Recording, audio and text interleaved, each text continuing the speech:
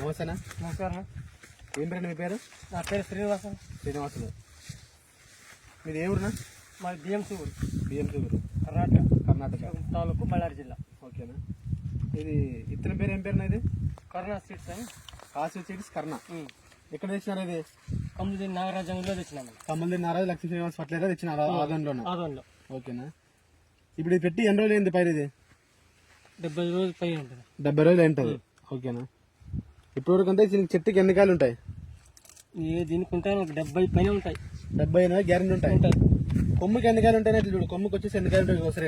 కొమ్ముకి వచ్చేసి 15 కాయలు ఉంటాయి. 1 2 3 4 5 6 7